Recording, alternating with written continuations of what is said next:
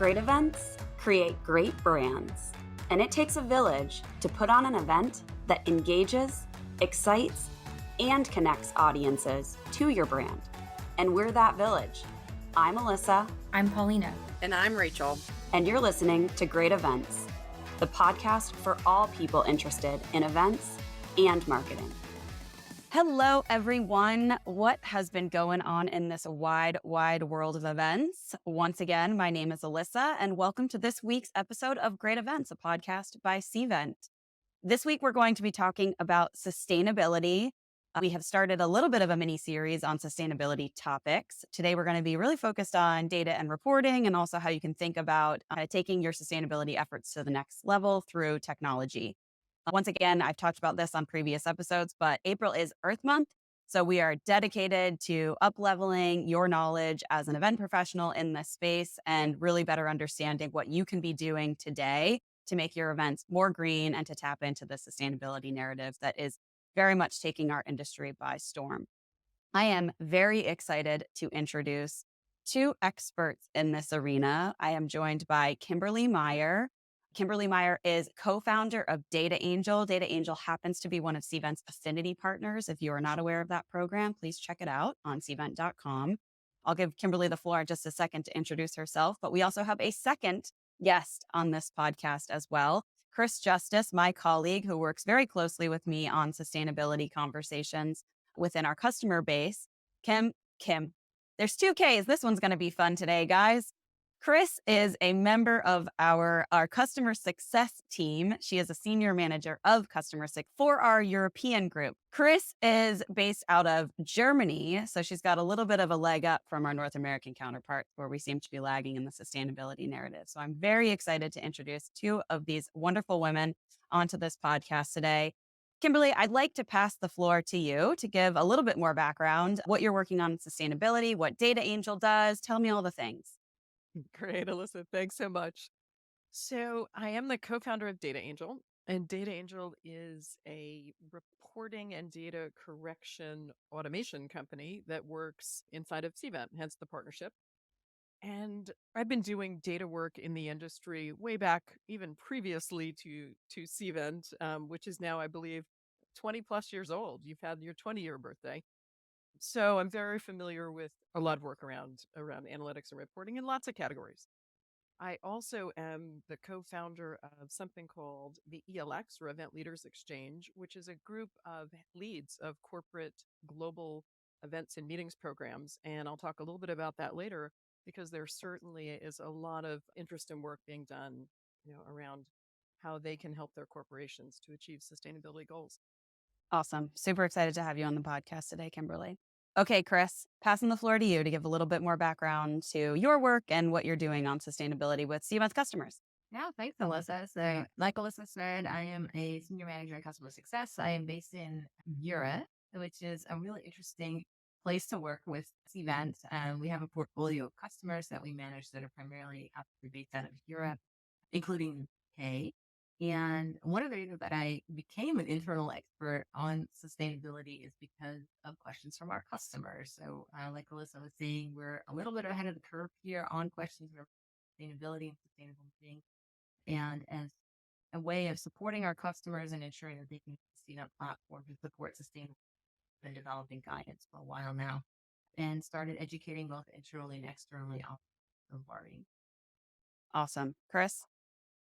Got it right this time. Very excited to have you as well.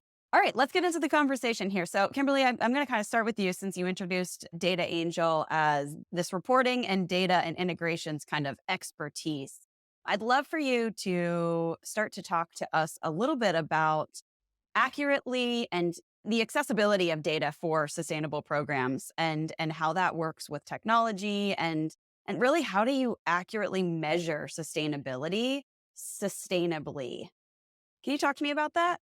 Well, the truth is, Alyssa, if you want me to talk about how to do it effectively, accurately, and sustainably, we're going to have a really short conversation. But there are some great things on the horizon. So probably many of the folks who listen to this podcast are aware that it's tough today because there are new tools coming out every day around carbon measurement, Certainly the transient travel world and air travel is reasonably covered by that. And some of those, the folks who've done some reporting tools in that realm have also come out with meeting and event carbon tracking.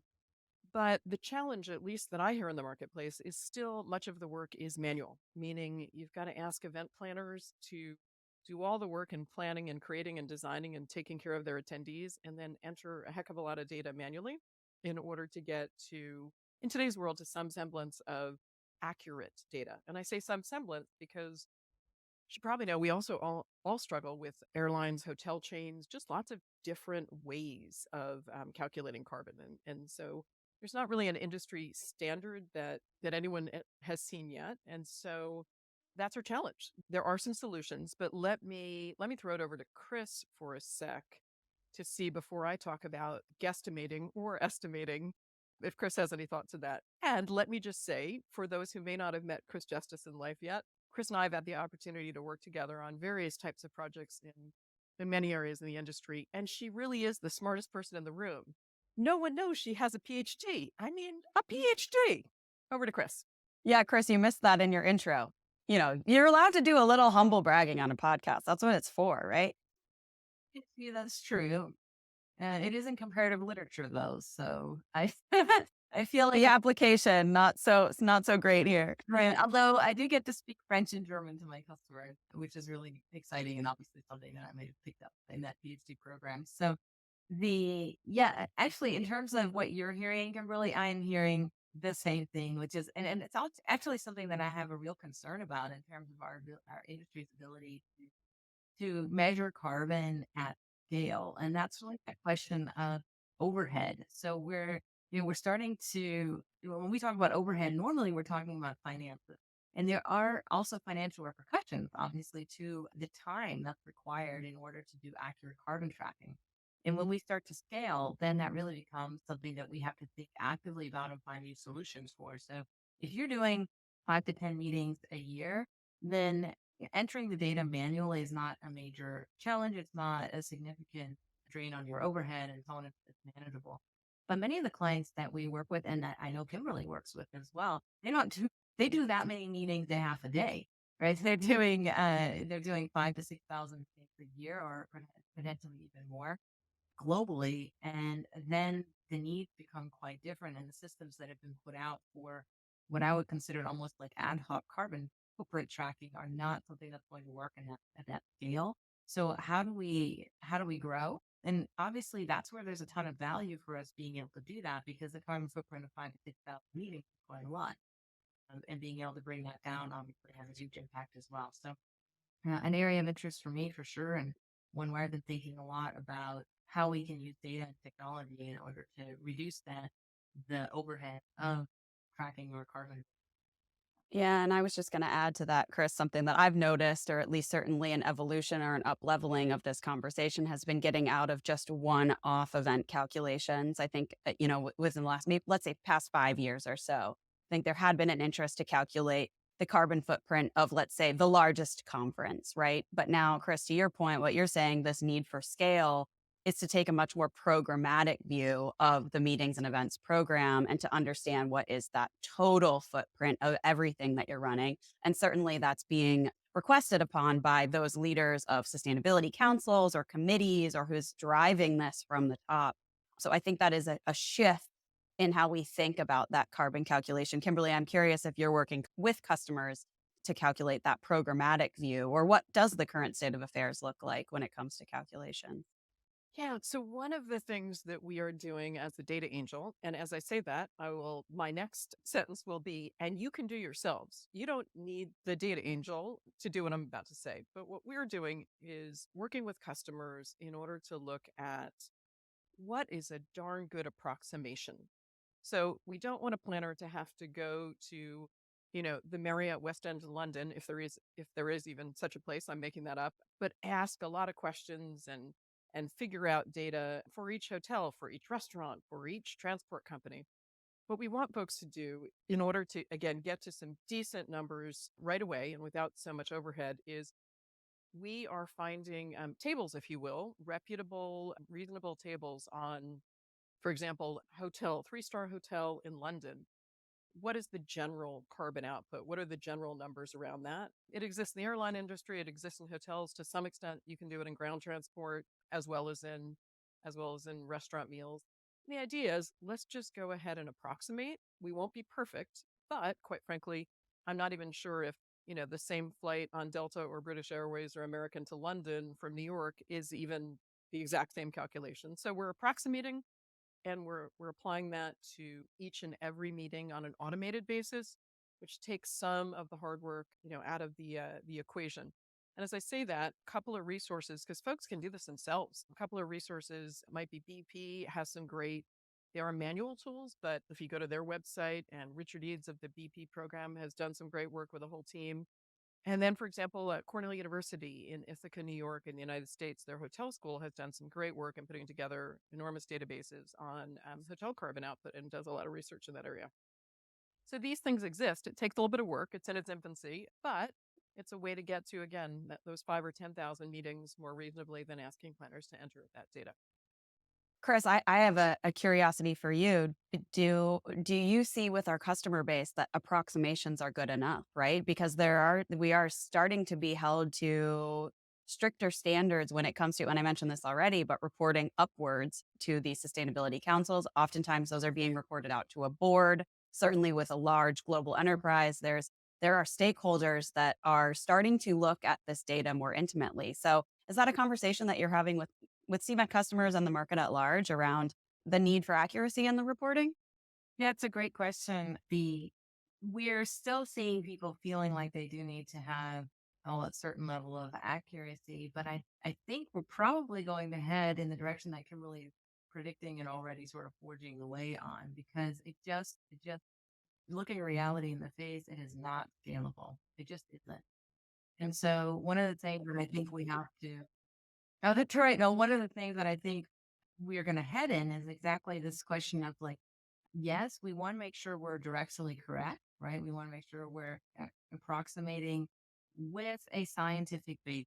And that's where, the work that I was just referencing, as long as we have resources or sources that we consider trustworthy and verified and so on, who have done the extra legwork in order to get as close as possible, I think there is going to be a level of acceptance, even up to the boardroom level, that makes sense, because they also have to look at obviously the other questions like cost and time to the company to understand, and balance those things. So just like every other business decision, that's usually weighing certain concerns and coming out with a solution that is, most good with the least damage. We're probably going to head in that direction. And I think it's a pretty brilliant way to go for organizations that are really struggling with that question of overhead and time, which can lead to a certain kind of paralysis. And that is the most dangerous thing of all, right? This I'm afraid to get started because I'm afraid of how much time it will take. And there might be a way forward with that approach. Yeah, and I can say one of the corporate event leaders I work with made their business case to their sustainability group of a Fortune 50 global company, and literally said, I can do estimation, good estimation based on some research, with basically a 6 months of one of my full-time staff as a project, or I can ask you for a full-time additional employee as well as $300,000 to try to get closer to what the rest of the corporation is doing. But that data, again, just doesn't really exist well today yet in the hospitality industry. Yeah, good is good enough right now, essentially. Yeah. Oh, it's a way to prevent paralysis, right? And that's kind of where we are right now, getting people to start the ball rolling. We've got quite a number of customers and others in the industry who are our personal customers who are at that point and struggling to make that move. Let's talk about prioritization of the data, because we've talked about, 80 is the new 100 and making the moves. Is there an area where we should focus on our programs where we can scrutinize a little bit more heavily? I know I have heard through market research that travel is the largest area of carbon spend, but are there other areas of the program where we should focus on data accuracy and really accurate reporting that could inform our decision-making process and the sustainability space? And either one of you, I'll open that to either Kimberly or Kris. Kimberly, I think you mentioned in a recent conversation, kind of want to throw this to you on this one, around food. the influence of food and research being done around food. I was kind of curious if you have some thoughts on that, especially vegetarian food options, Yeah. local and so on. Yeah. So definitely everyone, I think, in the industry is jumping onto air travel because it is probably the most, furthest ahead in terms of good data and measurement and feels very obvious to everyone. And second to that, I think in meetings programs, folks are looking at the general hotel carbon output. I've got two thoughts. So first is switching gears a little bit. Some of the event leaders I work with are really talking about, how they've been given either a carbon budget or that coming down the pike for them, and really talking about changing the conversation because the carbon budget is great if we had 10 years of accurate data, and we don't. And the idea of really curtailing travel or events in person, and especially after what we went through with COVID, is really difficult for many companies who need that engagement. And we won't talk in this podcast about the power of person to person engagement, but we know we know how important it is. We have enough episodes on that. You can look in the repository. So we're really talking about what tools are out there, and there are a few companies doing it, and how do we really look at just making better choices about what events and travel should be in person, should be as opposed to, on a virtual platform or hybrid, and making really good choices. And the ones that are important, going ahead and saying, let's use our carbon budget there, but let's not worry as much about was it 10 tons last year and 3 tons this year, or exactly what those numbers are. Let's just choose really carefully. And then to Kris's question, I've got some great event leaders talking about having their sustainability groups, the folks who are in charge of sustainability for a Fortune 50, doing some research on, for example, on food, right? And on meat versus vegetarian, as Kris mentioned. And the data isn't out yet from that group, but they're working hard in thinking that perhaps if we just take our 1,000-person convention or even our 50-person meeting and we switch even one meal out from a meat-based meal to a vegetarian, we actually may end up, if we could do that at all of our meetings or many of them, having a much greater reduction in carbon output from reducing meat than we would from actually cutting back on flights. And so there's some really interesting measurement and some really interesting thoughts there around, how to change the conversation and still be able to do the things we need to do as humans in terms of travel and as benefiting our corporations while still achieving sustainability that we all believe and realize is critical to our planet. Kris, I think that's a really good segue for us to talk about what could a new normal of events look like with Cvent's customers, and how could Cvent's customers somewhat of, in a sense, lead the way for the rest of the event planning industry to kind of benchmark a new standard. How can we support our customers in doing that, delivering these, generalized best practices that might look like vegetarian options as the new default for F&B selection, for example? Yeah. And that's really where I think we may be headed. And it really brings together what Kimberly was just saying too about approximations. So if there are certain areas where we can invest our time to get the most accurate approximations, and then we set certain table stakes around those as an events industry, then we kind of gain two things at once, right? So we obviously know about travel, we know about potentially different kinds of, venues with different energy classes. And then the other piece being food, obviously, and then of course the very carefully choosing the type of meeting, right? A virtual and not always defaulting to live. But essentially what I would love to see us do as the events and then sort of leaders in the industry and planners executing against that is putting some stakes in the ground around these are the things that are table stakes, right? So things that are table stakes might be you have a meetings and events program that is well balanced between live, virtual, and hybrid. So if you have an entirely virtual program, I mean, that's very sustainable, but interesting. And from are you achieving all your goals? But also, if you have an entirely live, no questions asked program, is that really a consistent approach? So a balanced program, a standard of, for example, vegetarian meals, and that's something that we do across not just ad hoc, but across thousands and thousands of meetings that are put on every year. It starts to make a difference. Obviously, a significant I'll say positive bias towards sustainable event venues, right? That have highly efficient energy classes, that do have waste reduction programs and things like that. Like those are the sort of 3 or 4 things that we can focus on to say at least these that we're going to cover. We're really going to be intentional about making sure these are covered for each of our event. That could make a huge difference rather than each individual person being like, did I forget about the newspaper? Don't deliver newspapers, and somebody else being like, maybe I should focus on the water, or somebody else saying like, oh, maybe I should focus on, I don't know, local sourcing, but I'm going to have 1,000 water bottles. Like, it's so uneven right now, and it would be really great to see some fine. As opposed to adding yet another checklist for the planner, it becomes implied or implicit, right? These 5 things, just do those things for now.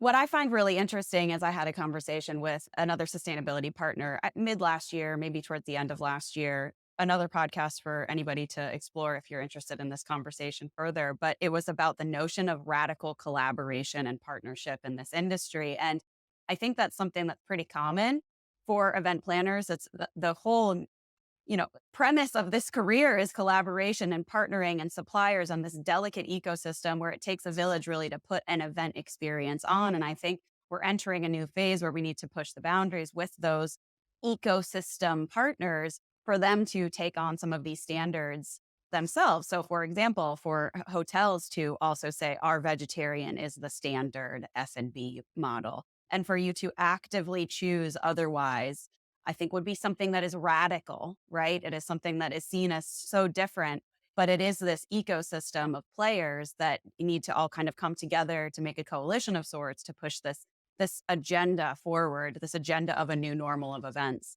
through the sustainability lens.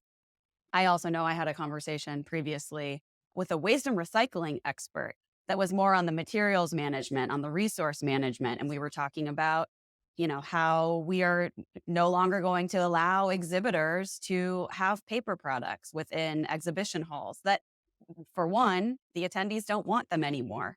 So that there's this alignment of education as well on explaining to these individuals who come to your events, part of the ecosystem, that there is a new normal, there is a new standard for attendees, but also for a sustainable event. So I find this interesting, but it is truly a communication plan at the end of the day, coordinating and collaborating with all of these individuals. Takes an effort for sure. Kimberly, do you have thoughts on that? And I saw you trying to jump in here. I love what you are both saying, and just real life experience. One of my ELX members recently went to their 100-year plus conservative company, who of course, like every other company, has major goals on sustainability, and just switch the question around food. Switch the question from at every meeting event, would you like vegetarian or another type of meal, dietary, religious? Would you like that? To would you like meat? And of course, also respecting religious and dietary other needs as well. And that question in a company that was historically quite conservative about the environment that their events would be in, it was groundbreaking, but those leaders did it. And they had a lot of pushback, as I'm sure the exhibitors will push back, some of them on paper. They did have pushback, but when explaining it with a good communication plan to their employees and customers, it all went really well for them. So I think it's just taking that first big leap and making those changes that can have, as Kris said, let's just do a couple of big things that have a huge impact. Yeah, and I don't think anybody could argue that change is easy, right? Like that's what change is all about. So it is taking a leap of faith. It is pushing something forward. And then you adopt what will become the new normal. But that, that initial jump, that initial leap of faith that people could be willing to do something different is a little bit scary. And there's an acknowledgement around that too, I think. Kris, were you going to say something? It's so funny too, because we are already seeing it in places here and there in little conversations. And we do have niches within the meetings industry. So when I was just thinking about it, exhibitors, specifically exhibitors, as you mentioned them, because usually we think of meetings, you put on a meeting, you have people come, and so the exhibitors specifically. I remember recently I was at a conference, a convention where there was a large exhibitor hall, and they done something crazy revolutionary. No carpet. And that was just somebody taking a major leap of faith and decided for sustainability reasons, no carpet. to me, as somebody who, is a casual attendee, honestly, and not really in the exhibitor world, I didn't notice. I really didn't. And then others, of course, were like, I was so afraid. What would people think? And things like that. So it was just fascinating to see it from that perspective discussed by people who really had to take a leap of faith. And it turned out that for most people, it was just a non-issue, And I think hopefully there's other leaps of faith that we can take around food, for example, or exhibitors. Frankly, there's a lot of waste that goes into the stands and things like that. So, like, really rethinking what is expected of you, and what you think is expected of you versus what really is considered important. Apparently, I didn't know this, but carpet was considered.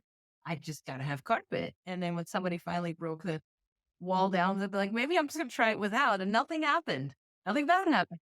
Nothing happened. It's a thing that gives you a new perspective, and I'm pretty sure that same exhibition will not have any carpet next year or any year after this. So Kris, that is so funny because that is exactly what came up in this conversation with, and you will hear this on another episode on waste and recycling, but we talked about carpet and carpet waste and the secret world of carpet. So it's got me thinking that we do need to do a podcast or an episode certainly on expo waste and carpeting specifically, because it is one of those kind of mystery areas of events that not everybody knows about and certainly don't realize the amount of resource waste that goes into that too. So it's so funny that you brought up carpet specifically because it came up on this previous episode. And Alyssa, I have to give a little plug for the IMEX shows in Frankfurt and Las Vegas, only because for many years they've been doing a lot of work on sustainability. And if anybody wants to learn more, I know they have experts at every show who can walk you through that entire show and every bit of carpet, wood, everything, and how it's, sourced, recycled, etc. So I love that. That's great. Certainly something that Cvent has participated in for many, many, many years. So great shout out to IMEX. Yeah. So come to IMEX, come to my ELX program. If you are a corporate leader, go to the Cvent booth and learn about sustainability. There we go. Perfect. The whole ecosystem right there, right? Hey, can I change gears for 1 minute? And I am coming back to sustainability, but one of the things that comes up in these corporate conversations that I have with the vent leaders is also around just, the human environment and getting people in the workforce back to offices or meetings and events somewhat after COVID, and also just retaining people today. It's a talent war. And one of the things that some of my corporates were talking about was really this idea of, in pre-COVID, many of us who worked for a large corporation would be really required to attend some internal and external meetings and events per year. So we knew that, on our calendars, we had to attend a number of them. And sometimes that conflicted with family or personal or other things going on in life. And so it was tough. And so another idea that benefits sustainability as well is an idea that some folks are doing around a requirement for just a couple of meetings or events a year where, they're looking at their employee teams and saying, we'd really, really like you to attend this in person because your contribution in person, your innovation, your creativity is going to be really valuable. And these other ones are optional.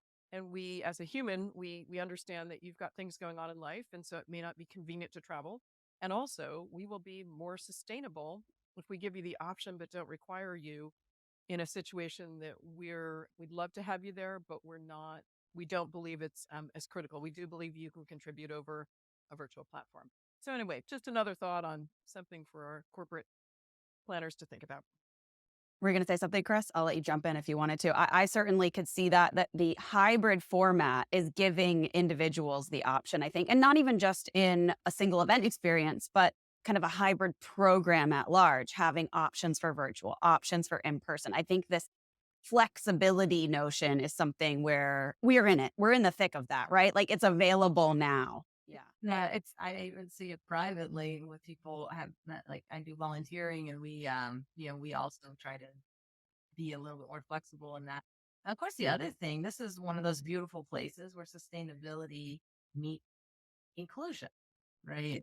Obviously that's one of those wonderful things where you're actually addressing two needs at once. Certainly the sort of optional meetings, being able to include people who can't travel for various reasons, is a way to make sure that you're still getting those valuable inputs from employees or from other attendees and so on, but doing it in such a way that people who aren't able to do that don't feel excluded. I know that, I'm a single mom, so I can't just leave my children and fly off somewhere, but I would love to be included in certain meetings where it's important to be able to be there in some capacity. So those kinds of offers don't just help one audience, don't just help the planet, but also, cover a lot of questions related to inclusivity and all kinds of different audiences. So that gets me excited too. When we do one good thing, usually there's a domino effect. The ripple effect. Yeah. And of course, tracking a bit of this data in an easy manner. I think the early kind of information I've gotten from folks is that people are making the right choices for themselves, and sustainability is part of that for their own families, as well as, their health, well-being, and sustainability. And travel's actually coming down a bit, but the point we just made, they're still included, right? So they're included in person in really important things that need in person, and they're still included virtually at other times. So we all win. Right. It's part of this big equation that we have now to balance all objectives. Yeah, kind of that human-centered approach, right? I love that. All right, Kimberly and Kris. So closing remarks, any final thoughts you want to leave our listeners with today? Kimberly, I started this podcast with you. I would like to close it with you. Any thoughts? Yeah, so I'm going to pick up on Kris's just do a few good things. And I would strongly recommend that people advocate for, let me just start tracking, but tracking with some good, approximations that are out there in the industry today. So we do track something, but without that cost. And, let's all start thinking more vegetarian. Love that. Kris, how about you? Yeah, I would say, picking up on some of what we said, 3 to 5 things, start there and do them consistently. So, and obviously those 3 things or 3 to 5 things can be the ones that for sure have a higher impact, but do those consistently, do those across your programs, educate people about why. I think you're going to find a lot more success that way than trying to do 20 different things at once. Very consistency is key to getting started. Thank you both so much for all the conversation today, Kimberly and Kris. I cannot tell you how much I appreciate and respect your brains on this narrative. Very, very much enjoyed having you on the podcast today. Listeners, we hope that you enjoyed our chat today as well, and you found some inspiration or certainly some key takeaways that will inspire you to think more sustainably about your meetings and events practices as well. As always, if you have any topics or people or guests that you would like for us to add to our 2023 season, DM us on LinkedIn, find us on Instagram, or you can always send us a note at greatevents@cvent.com. Once again, my name is Alyssa, and thanks for tuning in to Great Events. Have a great week.